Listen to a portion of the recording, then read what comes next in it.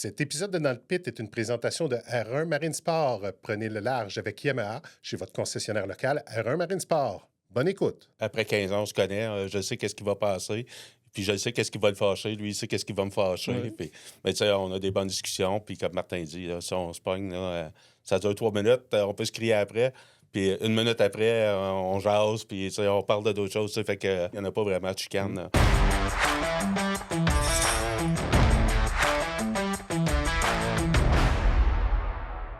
En compagnie de Martin Rochon et Jean-François Réaume du RTX Wheels. Bienvenue dans le pit, les gars. Merci, Merci Eric. beaucoup, Eric. Si on parle de votre premier contact avec les régates, je sais que vous faites équipe ensemble depuis environ une quinzaine d'années. Toi, c'est ça, Ouais. c'est 15 ans comme pilote, Martin?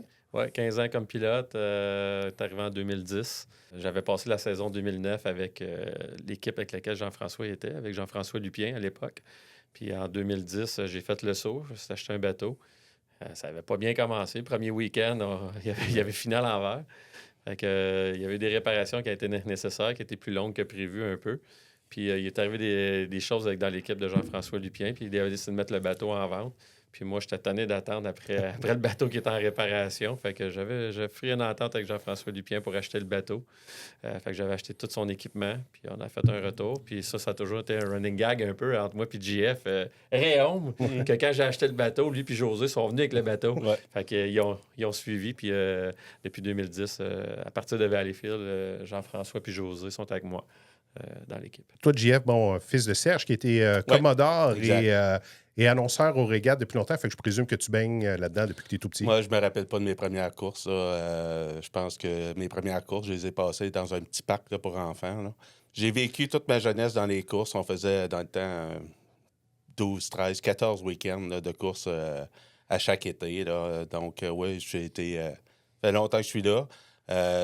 J'ai travaillé un peu aux régates de Valleyfield. Après ça, je suis devenu spectateur. Après ça, j'ai commencé comme équipier. Puis la passion m'est venue là, pour des setups de bateaux puis tout ça.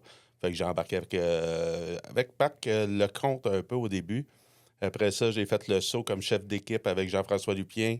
Puis après ça, quand JF a lâché, JF Lupien a lâché, ben je me suis allé avec Martin. Comme Martin dit, je suis venu avec le bateau. Puis depuis ce temps-là, on continue. Toi, Martin, tu étais en karting avant. Est-ce que c'était... je présume que c'était un rêve, petit gars de Valleyfield, de vouloir se rendre en régate, mais pourquoi vouloir passer par le karting? Ou si tu me parles de ton cheminement là-dedans? Oui, mais quand je suis arrivé à 30 ans, je me suis dit que j'aimerais ça faire des courses. Tu sais, j'ai toujours été un passionné avant d'être pilote, mais j'assistais à toutes les régates de Valleyfield, comme Jean-François dit, comme spectateur. Mais j'ai toujours eu de l'intérêt pour tout ce qui était moteur, vitesse, pilotage.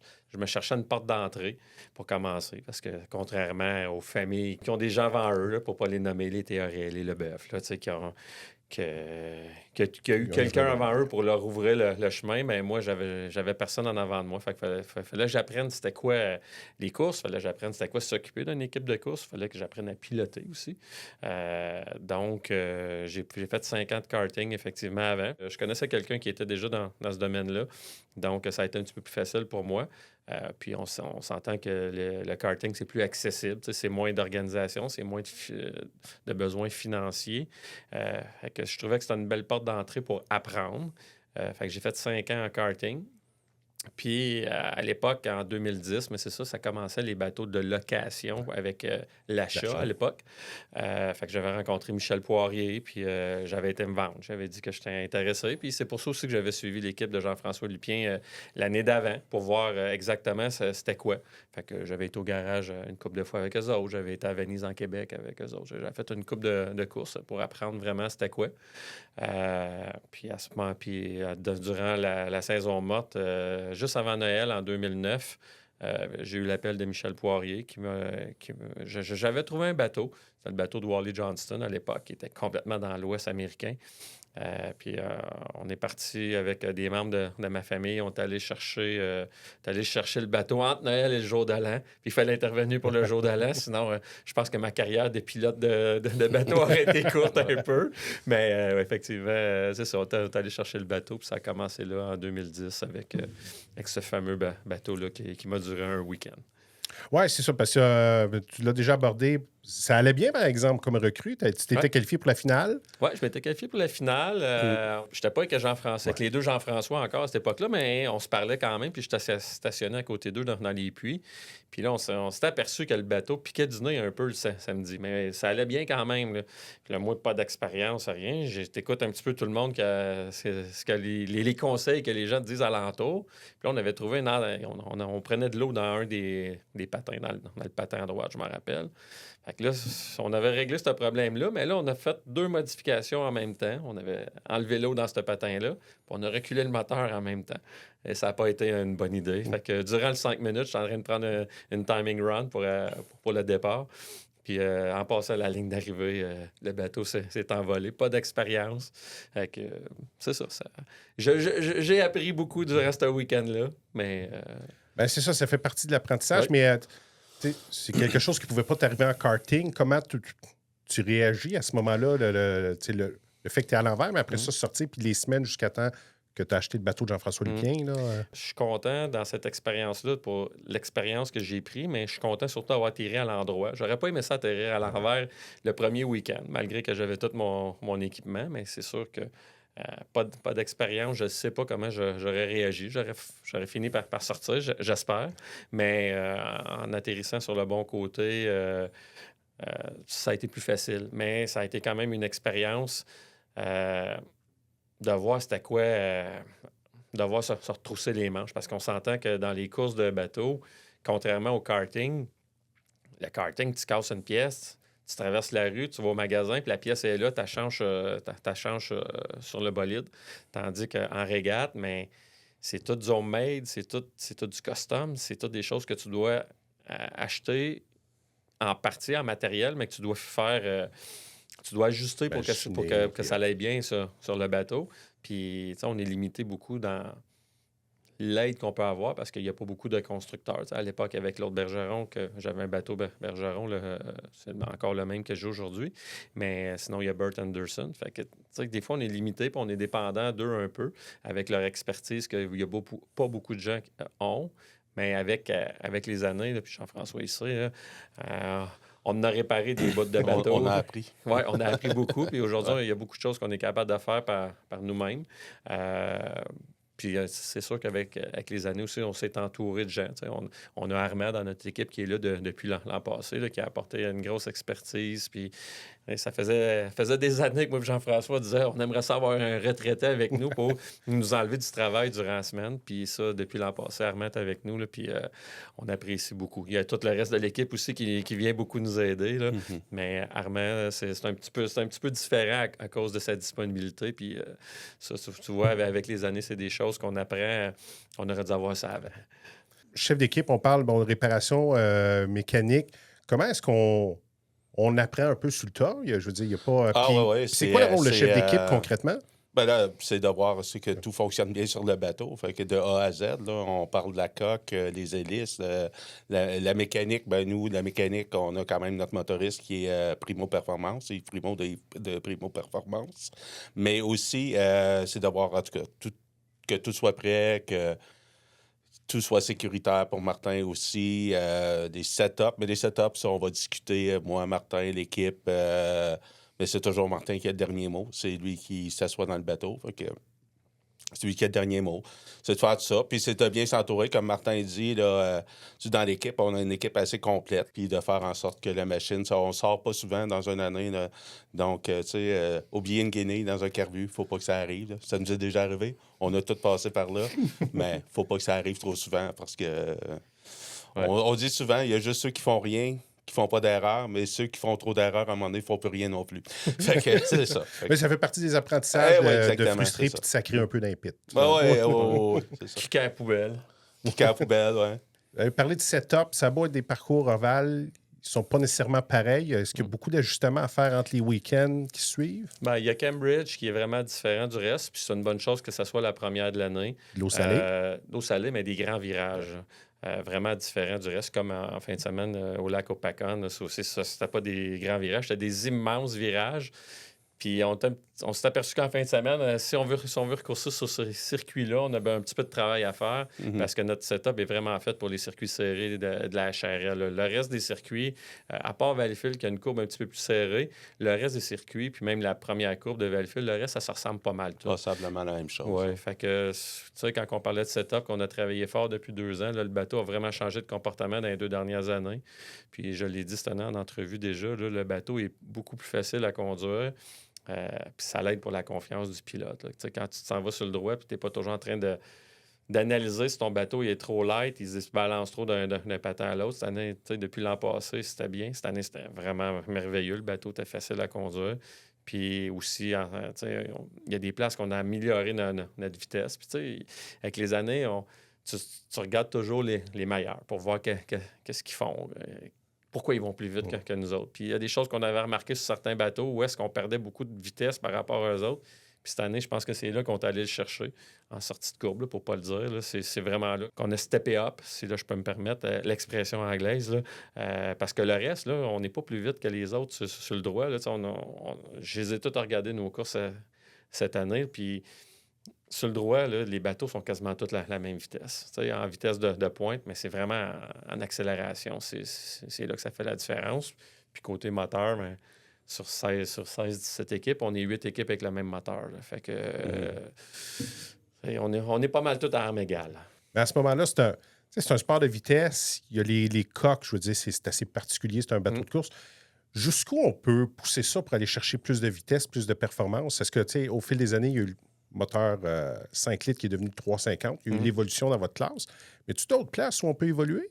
Oui, c'est sûr. D'un côté technique, on pense tout le temps qu'on est là. On est rendu là. Mais il y a tout le temps une petite innovation qui arrive, qu'on fait comme il faudrait peut-être essayer ça. Puis, c'est ça. On regarde, là, cette année, on a mis quelques pièces. On a changé des pièces cet hiver. Je ne les nommerai pas. De changer des pièces cet hiver. On a enlevé du poids. On a enlevé du poids. On a enlevé du poids sur le pilote aussi. On a rajouté un peu sur le crew chief. C'est ça, on pense tout le temps que là, on est là. D'après moi, on ne peut plus aller en chercher. Les hélices, c'est le nerf de la guerre, là, les hélices. Là, c'est fou, là, justement, au New Jersey, en fin de semaine. Nous, on ne roule pas ça de la 4 pales. Ça ne donne rien d'investir pour ça. C'est pas légal dans HRL. Puis on va courser 1 ou 2 fois là, de l'autre côté. Fait que s'acheter une hélice à 4-5 000, là, ça donne pas grand-chose. Mais on s'est rendu compte que ceux qui roulaient de 4 pales en fin de semaine, ils roulaient en avant. Là. Puis on s'en attendait, mais c'est correct. Eux, c'est leur chose. Là. Mais c'est des hélices aussi. C'est de travailler, de trouver la bonne hélice qui va faire pour ton bateau. Parce que tu peux pas prendre une hélice puis la mettre sur une autre embarcation. Puis, c'est ça. Peut-être que ça va fonctionner, peut-être que non. Chaque bateau a ses particularités. Fait que, on pense tout le temps qu'on est là, mais il y a toujours quelque chose à améliorer sur une coque. Là. Scott Crockfell, je jase beaucoup avec Scott Crockfell, puis il me disait, JF, ils ont arrêté de chercher 2, 3, 4, 5 HP sur vos moteurs. Il dit, vous en avez 30 HP autour du moteur. Autour du bateau qui dorme. C'est ça, qui dorment, là. Je disais, c'est pas fou, ça, Scott. Fait que c'est ça. Fait que Scott aussi il m'a donné des bons hints, là. Scott Crockfell, son père a été longtemps en méthodes. Fait que Scott, il a grandi avec les méthodes. Fait qu'il a beaucoup de connaissances, là. Fait que c'est ça. Il nous a beaucoup aidé depuis l'année passée. Ouais. Si on revient sur la relation entre un pilote et son chef d'équipe, c'est quoi le... Vous êtes plus que des amis, vous voyez, je présume... Amour-reine, non. Non. Mais quasiment plus que vos conjointes là, durant une certaine période de l'année. Ouais. C'est une relation particulière que vous avez entre vous deux. Puis on reviendra plus tard, mais tu cadres aussi, Martin. Ouais. On le dit souvent dans l'équipe, moi puis Jean-François, ça arrive souvent qu'on s'obstine et on n'est pas d'accord. Mais on finit par trouver une solution. Puis un coup que c'est fait, on se dit ce qu'on a à se dire. T'sais, après 15 ans, là, on se connaît pas mal. Puis... Tu t'as dit qu'on en reparlerait, mais Jean-François, c'est mes yeux sur le circuit. Là. J'en ai besoin. J'ai besoin d'avoir 100% confiance en lui parce que quand il y en a qui me dit que Martin, c'est beau, tu peux te tasser, moi, je vois pas en arrière. J'ai aucune idée de ce qui se passe en arrière de moi. Je vois un petit peu dans mes miroirs, là, mais fait que, c'est vraiment une histoire de confiance. Puis même avec le reste de l'équipe, il y a le crew chief, mais... Le reste de l'équipe, ils travaillent sur le bateau. Fait qu'il faut avoir confiance en eux aussi. Les tâches qu'ils ont à faire, ils vont les faire comme il faut parce que c'est mes fesses qui sont assis là-dedans. C'est ma sécurité, c'est ma vie. Mais moi, mon équipe, ils savent que j'ai confiance en eux, puis on est là, tu sais. Puis quand il arrive des incidents, comme il a dit tantôt, la guenille dans le carbu. C'est des choses qui arrivent, on essaie que ça arrive pas, mais la personne qui avait fait la gaffe à ce moment-là, tu sais, j'avais dit, je ne donnerai pas son nom, il le sait très bien, mais tu sais, on gagne en équipe, on perd en équipe. Tu sais, la gaffe est arrivée, on passe par-dessus, on s'en revient pour la prochaine course. Fait que c'est un petit peu la même chose avec Jean-François. Tu sais, comme il a dit tantôt, c'est moi qui garde le dernier mot, mais je suis toujours ouvert aux suggestions de mon équipe. Puis, tu sais, quand on a travaillé sur certains points pour améliorer le bateau, mais Jean-François, qu'est-ce que tu penses de ça? Ouais, ça, c'est bon. Ça, je pense qu'on serait prêt à l'essayer. Puis, mais tu sais, au bout de la ligne, on essaye pas mal tout. Mais ça, c'est un petit désavantage qu'il y a dans notre sport. On n'a pas beaucoup de temps pour aller faire des essais. Tu sais, contrairement au karting à l'époque. On arrivait la journée d'avant, puis on pouvait se claquer 100 tours en ligne. Puis là, tu sortais 10 tours, tu sortais, tu allais changer 2-3 affaires sur ton setup, tu rembarquais. Tu fais faire ça tout pendant 5-6 heures de temps en ligne. Là. Mais aux courses de bateau, c'est un peu plus compliqué. La grue, les risques de bris. Fait que non, on travaille ensemble. On travaille fort au garage. Pour revenir à ta question, Eric, c'est ça. Après 15 ans, on se connaît. Je sais qu'est-ce qui va passer.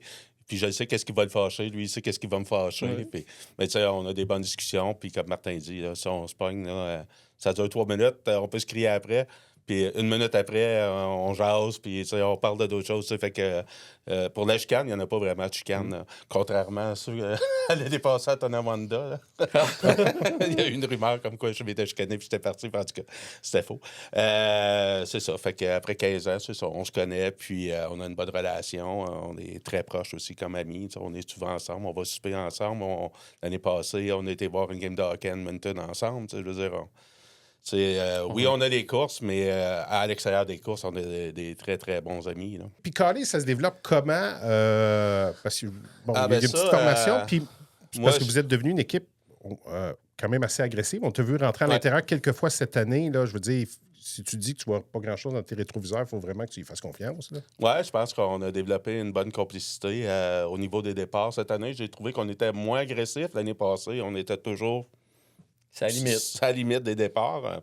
Je sais pas, on vieillit. Je sais pas. Non, on n'avait pas besoin non plus cette année d'être en étant rapide.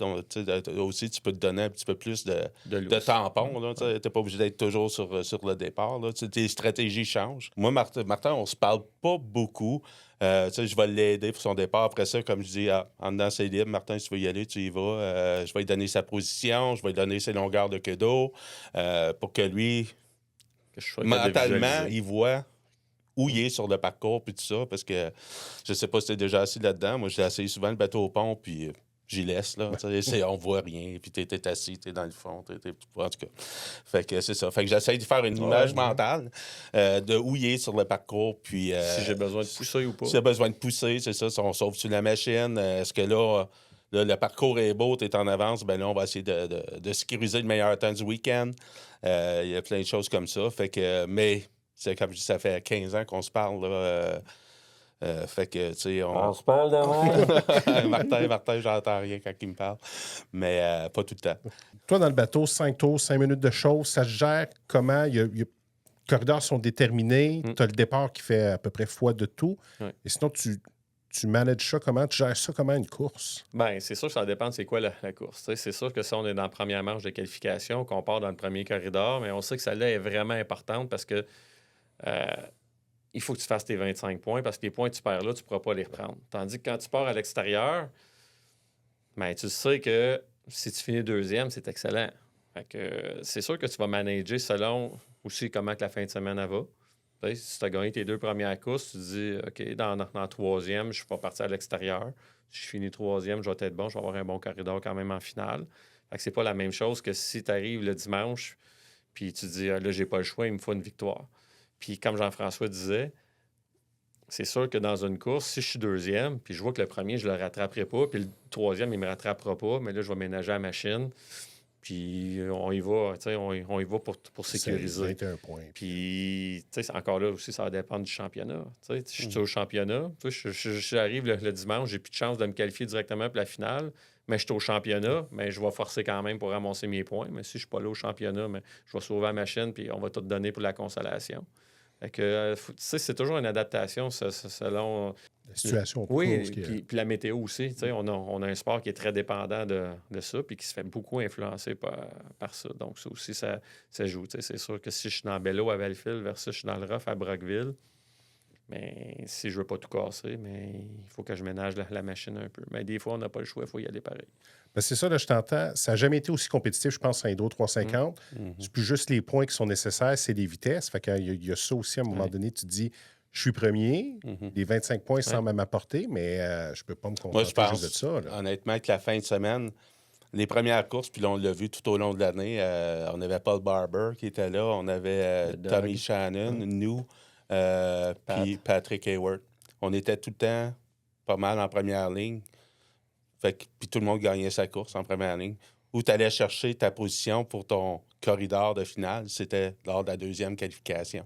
C'est là que Martin était bon cette année, c'est d'aller rentrer en dedans, d'aller chercher cette position-là. Position de plus qui faisait la La différence. position de plus, c'est ça. C'est ça qu'on a travaillé sur le bateau, c'est d'aller, pas de partir en avant. Tout le monde est capable de partir en avant, de finir en avant. Un coup, tu es en avant, c'est dur d'aller rattraper un autre bateau. Ben, c'est ça qu'on a travaillé. Martin, on s'était dit, moi et Martin, on s'est dit, lorsqu'on va partir à l'extérieur, on est capable de gagner 1, 2, 3 positions ou gagner la course, c'est là qu'on va commencer à être dangereux là, pour les autres. Là, on va dire, le 7-7-3, il faut le watcher là, parce qu'il est à l'extérieur. Puis c'est ça. Comme tu disais, cette année, on a fait notre move assez souvent d'aller vers l'intérieur. On s'est même fait demander dans les puits. Comment vous allez appeler ça, votre move, là, pour que Martin il se faufile à l'intérieur? Ben, c'est ça, c'est avec l'expérience. Et puis c'est de voir les trous. Puis Martin, il est là sur l'eau. Moi, je pense que j'allais à l'extérieur de l'eau. Puis c'est d'aller chercher ce trou-là. Puis c'est même de reculer un peu sur la compétition en avant pour aller te faufiler à l'intérieur. C'est ça, tu sais, c'est tout le temps, tout le monde est dans le fond. Puis là, ça tourne, puis tu sais... Ouais, parce que quand tu as un bateau à côté de toi, à gauche, tu peux pas te tasser. Fait que c'est de peut-être aller soit en avant ou en arrière. Ouais, c'est ça, de prendre du retrait sur le troupeau en avant, puis analyser la chose, puis froncer à la bonne place quand c'est le temps. Là. On n'a pas grand temps. 5 tours, ça va vite. C'est rapide, ouais, c'est ça, c'est vite. C'est vite passer une course. C'est pas comme en Formule 1 où tu dis, OK, on va ménager au début de la course, ou en NASCAR, ça dure 5 heures de temps. On ménage, puis on va remonter tranquillement. Nous autres, c'est des sprints tout le temps. Là. Comme on dit souvent, le calcul vaut le travail, des fois. Tout est une question de détail, salaire. Ah oui, exactement. Exactement. On a eu une super saison, mais on a perdu le championnat pour 2 détails. Là. On a un pôle de batterie qui s'est défaite à Cambridge à la première course de l'année, puis on a cassé un hélice à Tonawanda. Ces 2 courses-là, c'est une quarantaine de points. On a perdu le championnat par 39 points. Fait que si tout le monde a dit ici, tout le monde a eu des bad luck. Paul a eu sa bad luck à Valleyfield. Exactement. Mais on se dit, je pense que l'objectif qu'on va avoir pour l'an prochain, là, moi, en tout cas, on n'a pas parlé encore, là, mais moi, c'est de finir toutes mes courses. C'est mon objectif pour l'an prochain. Ça fait que si on est capable de jumeler des performances qui sont correctes, on ramasse tous nos points à tout, puis pas trop de pénalités. En passant, cette année, on a eu 0 pénalité. On a eu 2 départs. Ça fait 2 ans que tu n'as pas de pénalité. Ouais. Bon, fait que ça, c'est sûr que ça l'aide. Mais si on est capable d'arriver à jumeler la performance puis... limiter les erreurs. Oui, c'est ça, limiter les erreurs, autant pilotage que mécanique, on va appeler ça de même. Parce que Paul Barber, il a une super saison. Là. Puis, il a fini toutes ses courses. Il y en a une qui a frappé à bouée pour les 52. On a fait un très bon travail. Fred Couturier, l'année d'avant, qui a Exactement. été... Exactement. il n'a pas fait d'erreur, ça puis il peut a changer remporté vite. le championnat. C'est ça. Puis lui, il a pété une palle à Cambridge, puis je pense son setup de bateau, il a c'est couru exactement après ça. C'est exactement ça. Comme je disais, les hélices, c'est le nerf de la guerre, puis ils travaillent fort à retrouver un autre hélice. Là. Ça a été ça leur talon d'Achille cette année au 14, au H14. J'en ai parlé justement avec Alex la semaine passée, puis... c'est ça, c'est de retrouver l'hélice qui va faire son setup. Puis Paul aussi, la même chose qu'il avait dit. Il dit, cette hélice-là, faut pas que je la brise. Parce que c'est dur d'avoir une deuxième hélice exactement pareil. Oui, exactement. On a tout le temps notre hélice qu'on essaie de traiter aux petits oignons. Mais à un moment donné, ça s'use, ça travaille fort. Là. On le sait à Tonawanda. Exactement. Assez cassé. On avait un autre presque pareil, puis finalement, elle n'est pas elle si mal. Elle va bien. Elle va bien, mais on s'ennuie pareil de l'autre. Je m'ennuie de l'autre. Ça prend combien vous partez aux courses, là, il y a le bateau avec son gear, mais vous avez combien de pièces de rechange? On a tout en double, en triple, en quadruple. On a un moteur de rechange, un shaft de rechange, un skid fin. On a 2 rudder, en tout cas... 3-4 hélices. 3-4 hélices, oui, c'est 3-4 hélices. des pièces électroniques de spare. On a tout. On a quasiment tout en double. Tout en double. Là, La seule affaire qu'on n'a camion. pas en double, c'est le bateau. pilote. C'est le bateau, le bateau pilote. Non, on est quand même assez bien équipés. Puis des fois, on est un petit peu le magasin des puits. OK. Le garage des puits. Le camion RTX, c'est populaire, mais ça nous fait plaisir. Là. Ça nous fait plaisir d'aider quand on peut. Tu as été, puis je ne sais pas si tu es encore représentant de la classe, Martin. Oui. Ça signifie quoi? C'est quoi le rôle? C'est ma 6e année, parce que c'est sûr que je l'ai été durant la COVID. Au début, il avait reconduit mon mandat, vu qu'il y avait des années qui n'avaient pas eu lieu. Et c'est des rencontres à tous les mois avec les autres directeurs de la HRL, à la Maison des régates. Mais qu'est-ce que ça implique concrètement? Là, je suis la voix de la classe. Donc, ça, je le dis souvent aux gars. Parce que je me fais poser la question des fois. Là, tu s'en vas-tu représenter ton opinion? Non. Je dis, moi, quand là, puis je suis fatigué avec ça, là, je fais souvent des sondages sur notre page Facebook des pilotes propriétaires parce que je veux savoir qu'est-ce que les gars pensent. Si on parle d'une pièce, un règlement, bon, il y a quelqu'un qui m'a posé la question, ça, est-ce qu'on veut le garder ou on l'enlève? Là, je fais un sondage pour savoir qu'est-ce que les gars en pensent. Bien souvent, avant de faire le sondage, on en discute. Des fois, ça prend des drôles de tournures.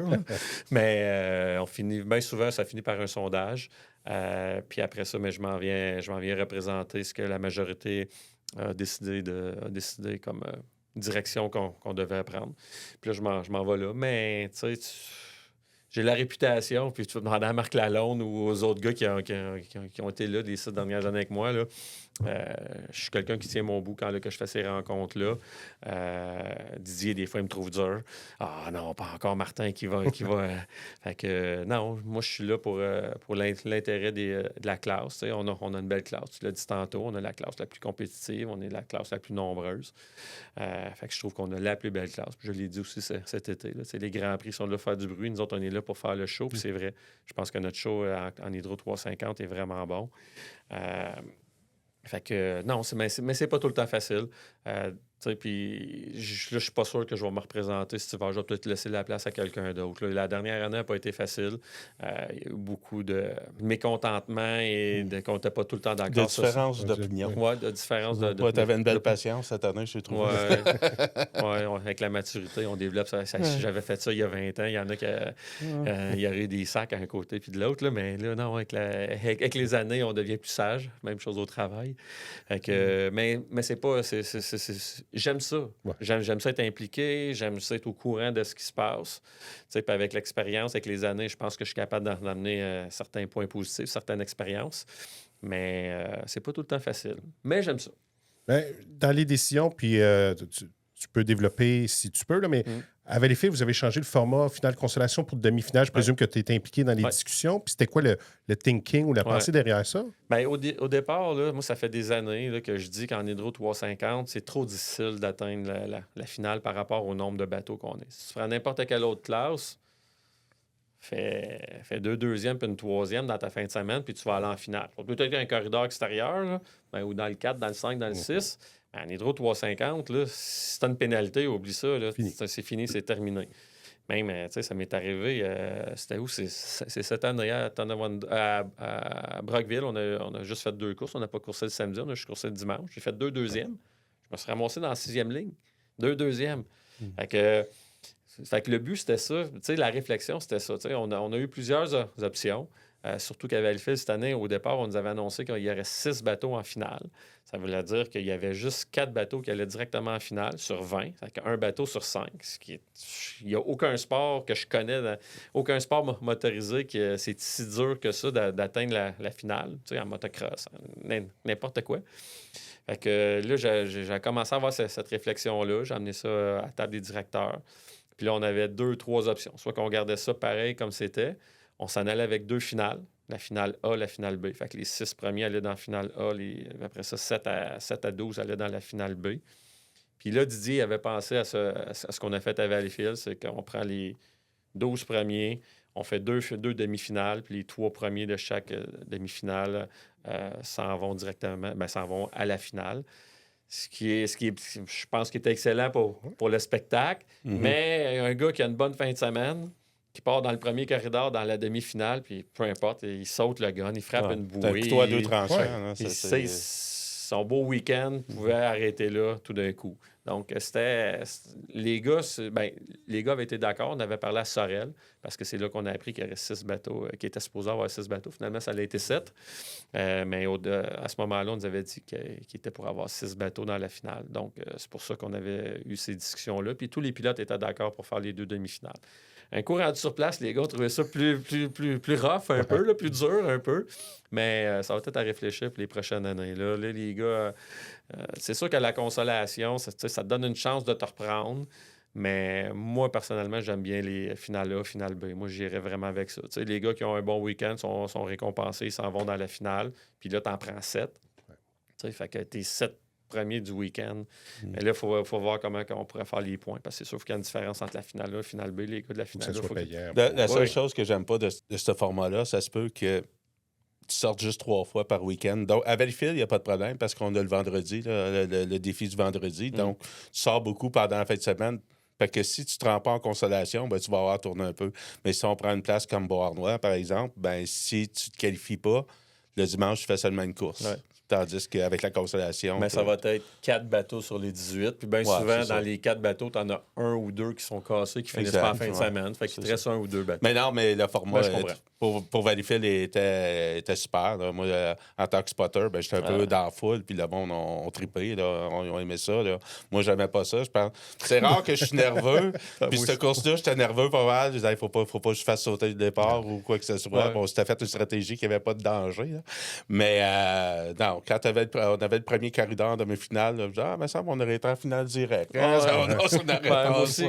aussi, je suis d'accord avec Jean-François. Moi aussi, c'est pas mal une des courses, j'ai été le plus nerveux cette année. La finale n'a pas eu lieu, là. Ouais. Mais cette demi-finale-là à Valleyfield, un petit peu comme Jean-François disait, je dis, ouais, là, faut pas avoir l'air fou, là, parce que on part du premier corridor, on est chez nous. Si ça avait été l'ancien format, on s'en allait en finale direct. Et je dis, là, faut pas l'échapper, celle-là. Fait que c'est pas mal la course. J'ai eu le plus de pression cette année, c'est pas mal. Quand tu as sorti du premier tournant, là, la pression tombe. OK, on est parti, c'est bon.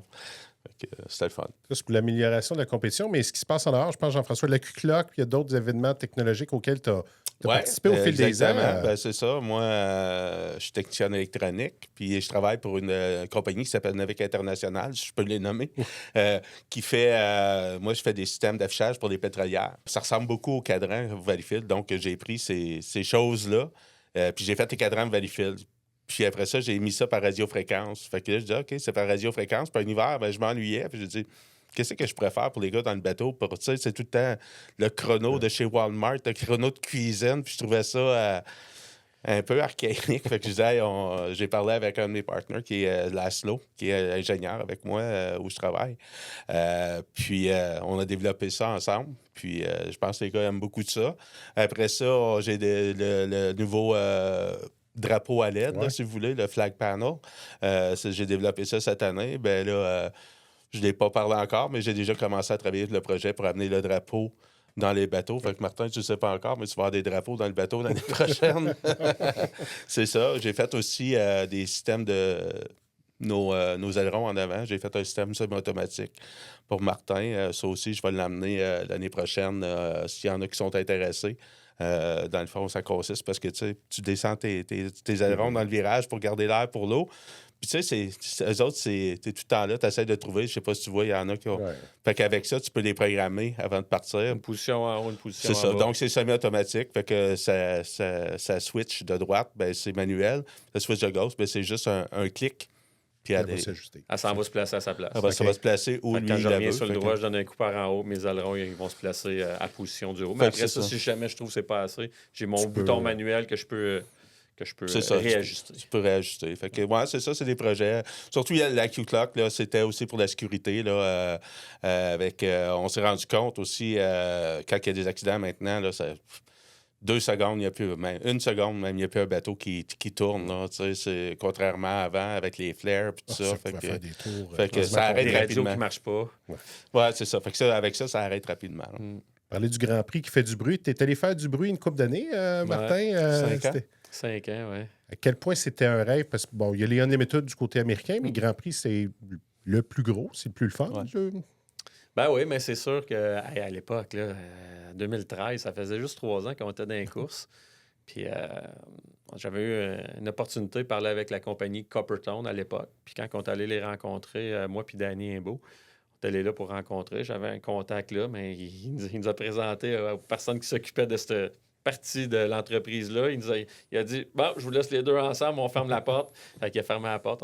Fait que là, Bruno puis François. Bruno, c'était mon contact. François, c'était lui qui s'occupait de ce produit-là. François Wood. Puis là, on s'était assis dans le bureau avec lui. Là, on y a parlé c'était quoi les régates, qu'est-ce qu'on pouvait donner comme exposure, tout ça. Puis on avait commencé, UA Newport avait commencé à nous parler un petit peu, savoir si on était intéressé à aller en Grand Prix, tout ça. Mais là, à ce moment-là, moi, je pensais vraiment pas à ça parce qu'on s'entend que c'était pas le même budget. Puis là, ça voulait dire tout vendre le stock qu'on avait, puis tout racheter du nouveau stock pour le Grand Prix. Fait que c'était vraiment pas prévu. Mais quand on est allé faire notre pitch de vente avec Coppertone, ils nous ont... on a discuté avec eux, puis on leur a parlé du Grand Prix. On leur a dit, il y aurait le Grand Prix aussi un peu, mais c'est pas le même prix, ça coûte plus cher, tout ça. Fait que la rencontre a fini de même. Ils nous sont venus, puis ils nous ont dit, nous autres, on est très intéressés, mais le Grand Prix. Fait que là, OK. Fait que là, avec Jean-François, avec Danny, on s'était assis avec UA Newport. C'est ma budgété. Oui, on s'est mis à budgéter. UA nous a fait une bonne offre. Avec UA, il y avait des bons côtés, il y en avait des moins bons, mais je vais toujours être reconnaissant, cependant, parce que c'est lui qui m'a permis d'aller en Grand Prix. Sans lui, on n'aurait pas été capable d'y aller, ça, c'est sûr et certain. Parce qu'avec UA, on savait combien ça nous coûtait au début de l'année. Ça fait qu'on pouvait se faire un budget. Puis s'il y avait des choses qui cassaient, mais c'est lui qui assumait la différence. Donc, c'est comme ça qu'on a entré en Grand Prix. Puis on a fait 5 ans, 3 ans et demi avec UA. Puis après ça, on a fait 1 an et demi avec Randy English pour terminer.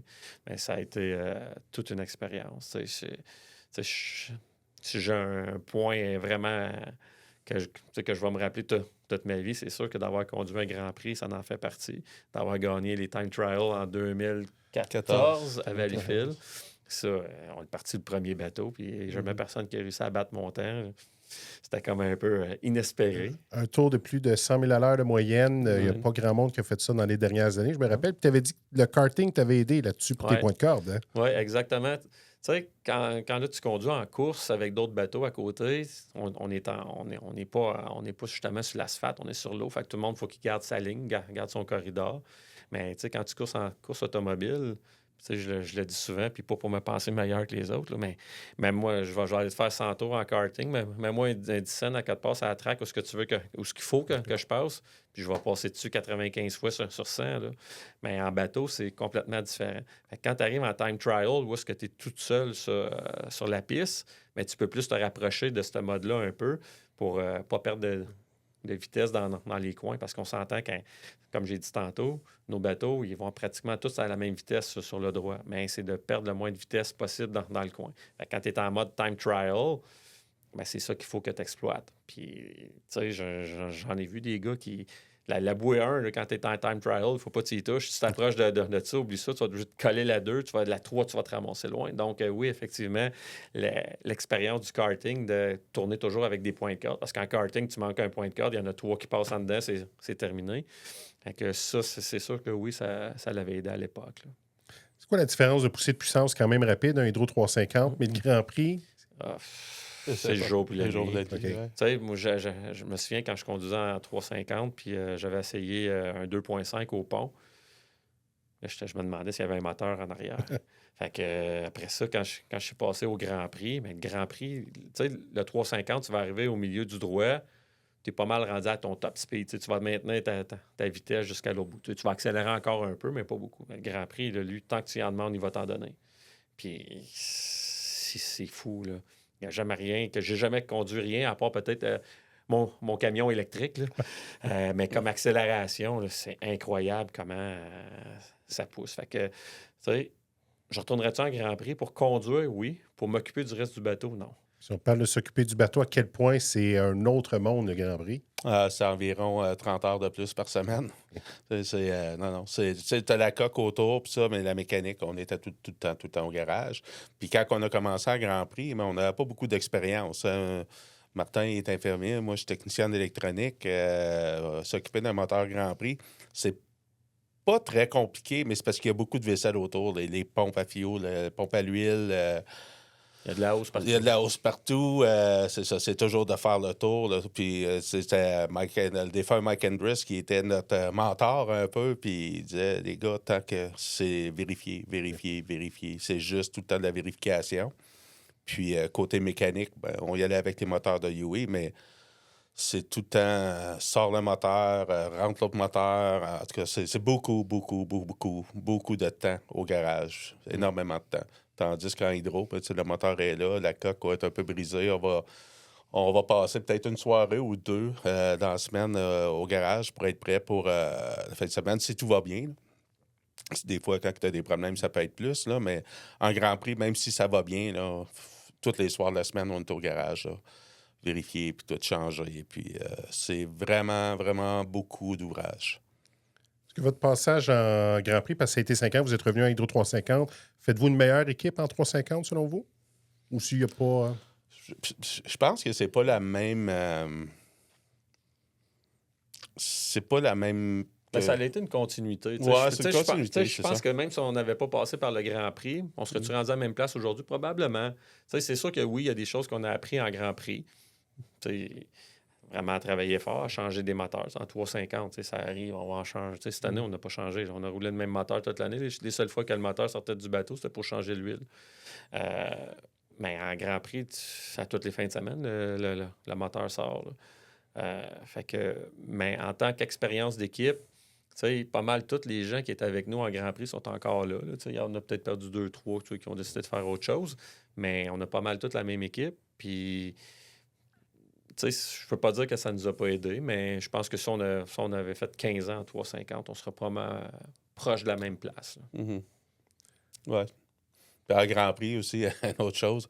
En Grand Prix, tu soupes à 9 h le soir, puis tu es à 6 h le lendemain matin dans les puits. Tandis qu'en hydro, ben là, tu as la chance, tu fermes toutes tes choses, tu vas aller regarder les qualifs Grand Prix, puis après ça, ben, tu vas aller souper. Donc, c'est ça aussi la grosse différence. On passe un peu plus de bon temps aux courses, tandis qu'en Grand Prix, moi, je me rappelle avoir parti le moteur en Grand Prix. Le show venait de finir le samedi soir à Valleyfield, puis on partait le moteur dans les puits à Valleyfield à 1 h du matin. 1 h du matin, ça finissait le show. On part dessus, on n'a pas le choix, on course demain. Il faut qu'on ait parti le moteur à 1 h du matin des pits. C'est des beaux souvenirs, par exemple. Carrière de pilote, sport de course, il y a des petits pépins. Il y a eu quelques accidents au cours de la carrière. Des bonnes. Ben, notamment à Saint-Félicien, je me rappelle bien. Puis tu avais dit à cette époque-là, c'est dans le Journal de Québec, tu dis, tant que j'aurai pas peur, je vais continuer. Tu n'as pas commencé à avoir peur à ce jour-ci, si j'ai bien compris? Non, mais par exemple, cet accident-là, c'est celle où j'ai eu le plus peur. C'est elle. J'ai pas eu peur avant. C'est sûr que je suis resté pris dans le bateau. C'est surtout ça qui m'a fait peur à l'époque. Mais tu sais, la sécurité des bateaux continue de s'améliorer. C'est juste avec la culotte. C'est déjà une bonne amélioration. Notre équipe de rescue cette année a vraiment steppé up. Là. Ils ont vraiment... Incroyable. L'équipe à Daniel Allaire puis Yann Beaupré, là, ils ont vraiment fait un super travail avec les 2 bateaux, l'équipement qui est dans les bateaux. Fait que non, j'ai pas peur encore. Est-ce que je calcule plus mes décisions qu'avant? Est-ce que je suis moins téméraire qu'avant? Oui. C'est sûr que je pense qu'avec les rides, avec les cheveux blancs, avec l'expérience qu'on acquiert avec les années, il y a des choses qu'avant, ils nous faisaient pas peur. Puis à ce temps, on en est plus conscient. Mais pour avoir peur, non. Je suis encore sur le même mindset que la journée que je vais avoir peur ou que je me sentirai plus capable ou je serai plus capable de compétitionner, mais je laisserai ma place à quelqu'un d'autre à ce moment-là. On parlait de l'inverse des accidents. Victoire, gagner à Brockville, je me rappelle de t'avoir vu très émotif. C'est quoi le feeling de gagner une course, puis une finale, en fait, pas juste une qualif, là? Ben, tu sais, la première course, on a gagné 2 finales en 15 ans. C'est les 2 à Brockville, les 2 dernières années. L'année passée, c'était la première. Tu sais, j'ai gagné des courses dans d'autres choses avant, mais au régate, jamais. Puis, tu sais, en Hydro 350, on l'a dit plusieurs fois depuis le début de l'entrevue, là, c'est la classe la plus compétitive, tu sais, puis je l'ai dit cet été aussi. Juste faire la finale, on est content. Puis, mais par exemple, gagner, là, passer le fil d'arrivée en premier, là, puis ça, c'est tout un feeling, c'est indescriptible. Puis, tu penses à... C'est sûr que tu penses à toi, tu penses à ta famille, tous les sacrifices que toi, tu fais, qu'eux font. Bien, tu penses à ton équipe aussi, toutes les heures qu'on a mis durant toutes ces années-là, puis... Tu ne pourras jamais assez les remercier. Puis, on ne fait pas d'argent avec ce sport-là. Fait que, moi, à la fin de l'année, moi, j'aimerais ça arriver puis donner 25 000 $ à GF. Hey, merci pour la saison. Puis, puis je sais qu'il en met du temps. Puis je sais qu'il met de l'argent aussi. Quand il y en a qui vient aux courses la fin de semaine puis il amène son motorisé, là, des fois, j'essaie de l'aider, mais je ne suis pas capable de... On est limité dans l'aide qu'on peut apporter. Puis... On est quand même une équipe qui est quand même chanceuse. On a un beau garage, on a des belles installations pour travailler. Je pense qu'on a du bon matériel aussi. Mais notre paye, là, au bout de la ligne, là, c'est de gagner des courses. Pas à gagner pendant les 13 premières années de finale. Puis là, en gagner une, mais c'est sûr que c'est indescriptible. Mais cette année aussi, elle a un petit goût spécial parce qu'on partait de l'extérieur. Ça a été une remontée, là, puis on a remonté. Quand GF, quand je suis sorti de. Quand je suis rentré en dedans, quand j'ai passé la ligne de départ, quand on a commencé le deuxième tour, quand on est arrivé sur le backstretch, là, j'ai vu que je remontais. Puis quand je suis rentré dans la deuxième courbe, là, je suis arrivé à côté de Carl. Puis là, il m'a dit lâche pas, il dit tu te bats pour la troisième. Troisième? Fait que là, OK, c'est beau. Là, j'ai dépassé Carl, là, j'étais en dedans. Puis là, quand on est revenu sur le backstretch, là, je voyais Marc Lalonde à côté de moi. Je dis, là, je me bats pour la deuxième. Puis là, pas longtemps après, mais je me suis retrouvé à côté de Tommy. Puis là, il m'avait calé que Paul puis Pat Hayward avaient sauté le gun. Fait que là, je savais qu'on était en avant. On se battait pour la première.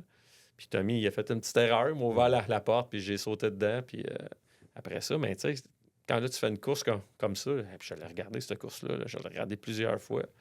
Puis tu analyses, tu regardes qu'est-ce qui s'est passé, puis tu essaies de voir qu'est-ce que je peux répéter après pour que ça revienne. Mais celle-là aussi, elle a eu une saveur quand même particulière. Puis il y en a un autre que j'ai beaucoup aimé comme course cette année, là, c'est la deuxième position en Tonawanda en finale. Celle-là aussi. On partait du corridor 7 aussi. Mais c'est un petit peu un copier-coller de l'autre. Là. Il y a Marc que j'ai pas réussi à aller chercher. Puis je suis content pour lui. Là. Il manquait un 6e tour. Ouais, c'est ça. Il manquait. Je sais pas si je l'aurais eu. Là, mais... Il était rapide. Il est rapide, Marc. Mais celle-là aussi, elle a une saveur à goûter bonne. Ça fait 15 ans que vous êtes là. Il y a des pilotes qui ne durent pas aussi longtemps, des équipes qui ne durent pas aussi longtemps. Qu'est-ce qui vous motive à rester dans ce sport-là? On aime ça. Oui, c'est ça. C'est une passion. C'est ça que je dis souvent, c'est les rencontres. C'est pas juste les courses, c'est tout un monde. Puis, aussi, au fil des années, ça nous a permis de connaître aussi le partenaire de Martin, qui est Thomas Dissner. On a bien du fun aussi avec eux autres. Puis on va à leur chalet à la fin de semaine. En tout cas, ils sont très proches. Mais c'est ça, c'est une famille. Hein? On est toute l'équipe. Justement, après le podcast, on va sûrement tout aller super ensemble. On va aller ce soir, le vendredi. On va appeler tout le monde. Qu'est-ce que vous faites ce soir? On va aller souper. C'est les rencontres. C'est pas juste les courses. C'est ça. C'est pas juste les courses. C'est tout ce qu'il y a autour. Là. C'est une grosse famille, hein? C'est un gros village qui se promène ensemble. Là. Quand on part, on est quoi? On est 70 équipes. Quand les Grands Prix sont puis on va mettre une moyenne de 4 à 5 équipiers. Mais c'est 350-400 personnes qui suivent. C'est un petit village qui se promène. Fait que, le soir, le vendredi soir, aux courses, ça te tente d'aller jaser. Tu as tout le temps quelqu'un pour jaser. Tu tentes d'aller prendre un coup, ben il y a quelqu'un qui prend un coup. Si tu vas aller faire t'asseoir autour d'un feu, puis si tu vas aller te coucher, ben tu as ton motorisé en arrière. C'est ça qui est le fun des courses. La partie course, c'est super le fun, mais c'est tout le reste autour aussi. Puis même l'organisation, on développe des liens avec tout le monde, là, avec toutes les équipes. Il y en a qu'on aime plus, il y en a qu'on aime moins. Mais ça, c'est la nature humaine. Mais c'est ça qui fait qu'après 15 ans, on commence à y penser, là, à s'en aller vers la retraite, mais on va s'éloigner du sport? Je sais pas. C'est sûr que, ça, mettons, on lâcherait demain matin. Là, la première année, elle serait dure. Ah ouais, c'est sûr. Elle serait dure, puis c'est sûr qu'on serait là. Puis même moi, à un moment donné, j'ai pensé de lâcher de piloter, mais rester propriétaire. Puis ma blonde a dit... Tu seras jamais capable. Ma blonde... c'est pas mal notre avis, nous autres aussi. Ma blonde a dit, là, tu continueras pas à dépenser de l'argent là-dedans puis pas piloter. Ouais, c'est vrai.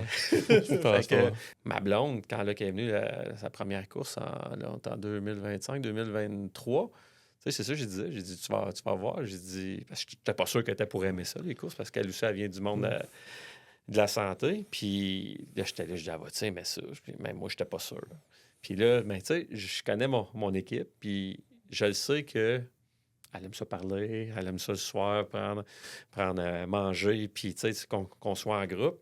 Ben, tu sais, j'ai l'équipe parfaite pour ça. Là. Fait que, tu sais, quand Jean-François dit que c'est pas juste les courses, effectivement, tu sais, le jour, c'est ce qui va venir, c'est ce jour-là qu'on va lâcher à un moment donné, comme n'importe quelle équipe. Mais les courses, ils vont me manquer. Mais tout ce qui va alentour va me manquer aussi. Vous y Ça allez en comme ça, vintage. mais Dave Villebois qui chauffe encore à 72 ans. Ouais. On avait tout. 72, Jimmy ça? King. Jimmy King. Ouais. Il n'y a pas 72. Non, il n'y a Jimmy. pas 72, mais il n'y a pas 50. Non, non. Non, mais c'est une vraie drogue. Les gars sont pas Ah, capables de c'est de décrocher. l'adrénaline. Effectivement, hein. une drogue. De l'adrénaline pure. Là. Tu sais, parce que Jean-François l'a dit, ça fait une couple d'années que moi, j'y pense, en tout cas. C'est ça. Tu sais, puis même là, quand quelqu'un viendrait me voir aujourd'hui, là, puis Martin, je t'offre tant pour tout ton stock, puis le prix aurait beaucoup d'allure, j'y penserais. J'y penserais. Mais je suis pas rendu là, mais s'il y avait quelque chose de vraiment extraordinaire qui tomberait du ciel. Moi, je pense que cette année, c'est parce qu'il y a eu trop de choses qu'on n'a pas assez proches, mais qui n'ont pas été accomplies. Tu sais, comme la finale à Valleyfield, je pense qu'on était, moi en tout cas, on était où ce que je voulais. Je pense que Martin aurait mieux être de Côte d'Ivoire à l'intérieur. Moi, je voulais être dans le 2. Tu sais, fait que on était là. On était où ce qu'on voulait. Avec Andrew Tate à l'intérieur. Il me semble que ça aurait été le fun, ça, de battre Andrew.